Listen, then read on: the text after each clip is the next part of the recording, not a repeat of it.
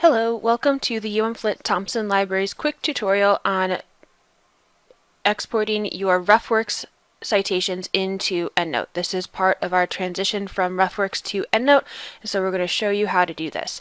To start off with, both citation management tools are currently linked on your homepage, and you're going to want to log into both of them so that you can move from one to another with ease.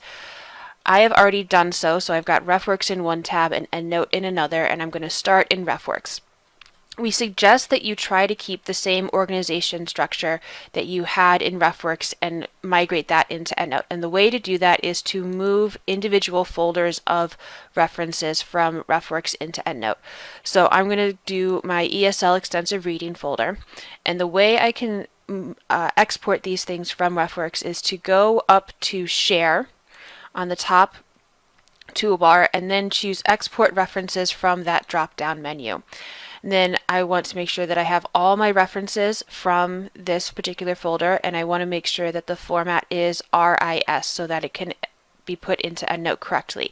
And then I will click the Export button. Alright, I'm going to save the file into my Downloads folder for right now. I'm in a Firefox browser. It may look a little bit different if you're using Chrome or any other web browser. But now that I've saved it, I'm going to go into EndNote, and up at the top I'm going to collect references by importing them just like you would get them from a database a lot of the time.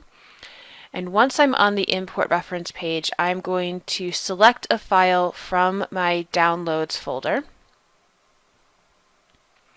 And this is the most recent one I've got here.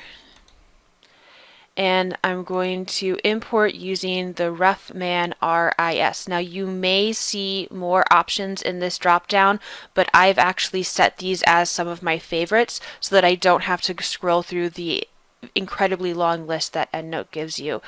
And then the last thing I'm going to do is I'm going to add these to a new group if I haven't already set up a group. And then I'm going to click Import. I'm going to name this the same thing as my RefWorks folder. So my EndNote group and my RefWorks folder are going to have the same name. And then 15 references were ported into ESL extensive reading group. If I click on the group name, I will be taken there and I can see that all of my references have been imported. The only thing that doesn't get imported is if you had the full text attachment in RefWorks. That attachment does not transfer over to EndNote, but you can go ahead and re-upload those if you need to as well. All right, thank you for watching, and if you have any questions, please ask a librarian.